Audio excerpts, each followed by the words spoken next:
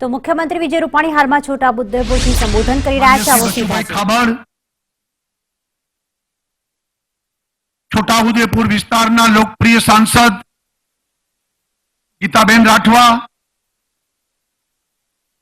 ધારાસભ્ય શ્રી અભયસિંહભાઈ રાઠવા, અભયસિંહભાઈ તડવી, જિલ્લાના ભાજપના પ્રમુખ શ્રી રશ્મિકાંતભાઈ વસાવા, પૂર્વ ધારાસભ્ય શ્રી શંકરભાઈ રાઠવા, શ્રી જયંતિભાઈ રાઠવા, પાણી પુરવઠા બોર્ડના અમારા સચિવ શ્રી ધનંજયભાઈ દ્વિવેદી, બોર્ડના સચિવ શ્રી મયુરભાઈ મહેતા, ઉપસ્થિત વાલા ભાઈઓ અને બહેનો, આજે છોટાઉદેપુર વિસ્તારમાં લગભગ 600 કરોડના ખર્ચે નવનિર્મિત પાણી પુરવઠા યોજના, નવી શાળાઓ, બહેનો માટેનું કેન્દ્ર વગેરે આ વિકાસના કામો એનું લોકાર્પણ અને ખાતમુહૂર્ત એક મંચ ઉપરથી એક સમયે 600 કરોડ રૂપિયાના કામો આ વિસ્તારના વિકાસ માટે કરવામાં આવ્યા છે. ભારતીય જનતા પાર્ટીની સરકાર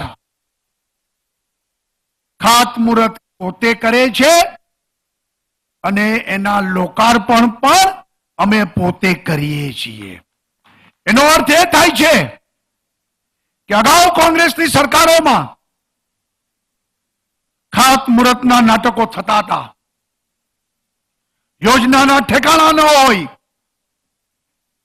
નાણાકીય જોગવાઈ પૂર્તિ કરવામાં ન આવી હોય, લોકોને ચૂંટણી ટાઈમે ભ્રમિત કરીને માત્ર ને માત્ર ચૂંટણીને ધ્યાનમાં રાખીને ખાતમુહૂર્તના નાટકો થતા હતા અને એને કારણે ખાતમુહૂર્તના શિલાન્યાસનો પથ્થર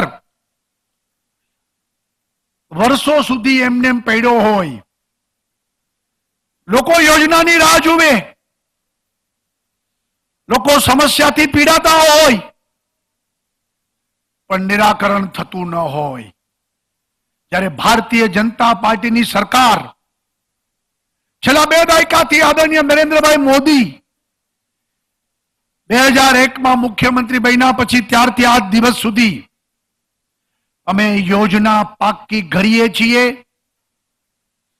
તાંત્રિક બધી મંજૂરીઓ આપીએ છીએ, પૂરતી નાણાકીય જોગવાઈની વ્યવસ્થા કરીએ છીએ, ત્યાર પછી ટેન્ડર બહાર પાડીએ છીએ, એજન્સી ફિક્સ થાય છે અને ખાતમુહૂર્ત થયું હોય ને બીજા દિવસે કામ શરૂ થાય, સમય મર્યાદાની અંદર એ કામ ગુણવત્તાયુક્ત થાય એની અમે ચિંતા કરીએ છીએ.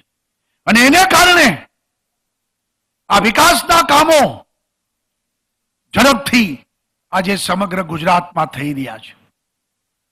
પાણી પુરવઠા વિભાગને હું અભિનંદન આપું છું કે છેલ્લા 1 મહિનામાં 5700 કરોડ રૂપિયાના કામો એના લોકાર્પણ અને ખાતમુહૂર્ત છેલ્લા 1 મહિનામાં જ કર્યા છે.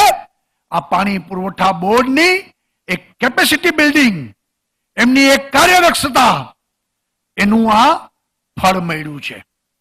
ભાઈઓ બહેનો, અગાઉ કોંગ્રેસની સરકારોમાં આખા રાજ્યનું બજેટ 8 થી 9,000 કરોડ રૂપિયા હતું. આ વર્ષે મારી સરકારનું બજેટ 2020 ફેબ્રુઆરીમાં રજૂ થયું,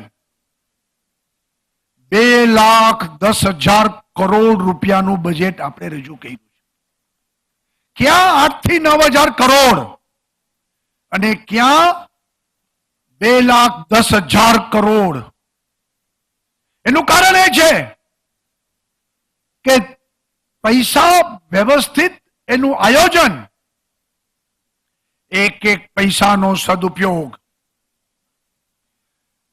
અગાઉ એક એક વિભાગ એટલે કે પાણી પુરવઠા વિભાગ, સિંચાઈ વિભાગ, શિક્ષણ વિભાગ, કૃષિ વિભાગ, અને માંડ 500-600 કરોડ રૂપિયા મળતા હતા.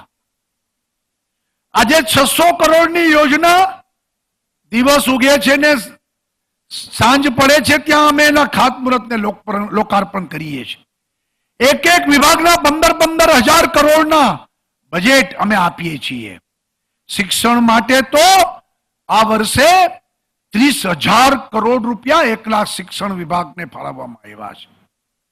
આ પ્રકારે સુંદર આયોજન કરીને ગુજરાતનો સર્વાંગી વિકાસ, ગુજરાતના વિકાસની હરણફાળ આ રાજ્ય કરી રહ્યું છે.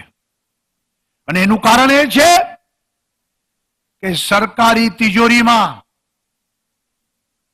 પ્રજાના કરવેરાના એક એક પૈસા એને અમે સાચવીએ છીએ. ઈમાનદારીથી, પ્રામાણિકતાથી કામ કરીએ છીએ. પૈસાનો દુરુપયોગ ન થાય એની ચિંતા પણ કરીએ છીએ. જ્યારે કોંગ્રેસના શાસનમાં સરકારી તિજોરીમાં ભ્રષ્ટાચારના કાણાઓ અને બાખાઓ હતા.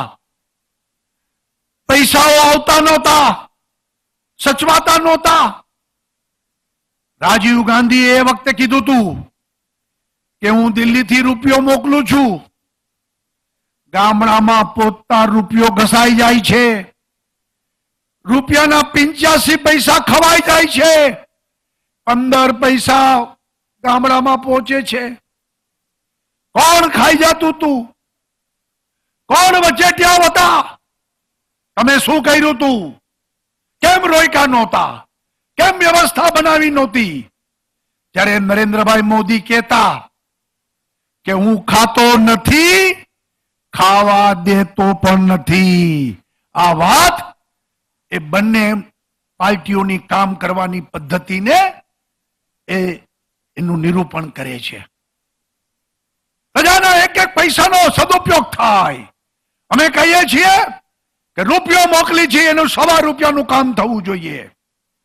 રૂપિયો પૂરેપૂરો વપરાવો જોઈએ. અને એના કારણે આટલા બધા કરોડોના કામો થઈ રહ્યા છે. ગઈકાલે મેં માંડવીમાં 700 કરોડના કામોના લોકાર્પણને ખાતમુહૂર્તો કર્યા. ગઈકાલે બપોર પછી નડિયાદમાં લગભગ 400 કરોડના કામોના કામ લોકાર્પણ કર્યા. નિરંતર કામો ચાલી રહ્યા છે. આ કોરોનાના કપરા કાળમાં પણ દુનિયા જ્યારે સ્થગિત થઈ ગઈ છે, વિશ્વ આખું થંભી ગયું છે, ત્યારે ગુજરાતે પોતાની વિકાસ યાત્રા અટકવા દીધી નથી. અવિરત વિકાસની યાત્રા ચાલુ છે. છેલ્લા 5 મહિનામાં 25,000 કરોડ રૂપિયાના કામો આ ગુજરાતની ધરતી ઉપર વિકાસના કામો ચાલી રહ્યા છે. ભાઈઓ બહેનો, પાણી એ વિકાસની પ્રાથમિક આવશ્યકતા છે. લોકોને શુદ્ધ પીવાનું પાણી મળવું જોઈએ. નરેન્દ્રભાઈએ લોકોની પ્રાથમિક આવશ્યકતા ઉપર ધ્યાન આપીને દિલ્હીમાં શાસનની ધુરા સંભાળ્યા પછી એક પછી એક યોજનાઓ એમને પ્રસ્તુત કરી. એમને સૌપ્રથમ શૌચાલય, દરેકના ઘરમાં શૌચાલય હોવું જોઈએ. જાહેરમાં શૌચ બંધ, કરોડો શૌચાલય નરેન્દ્રભાઈએ બનાવડાવ્યા. કોંગ્રેસે શૌચાલયો પણ બનાવ્યા.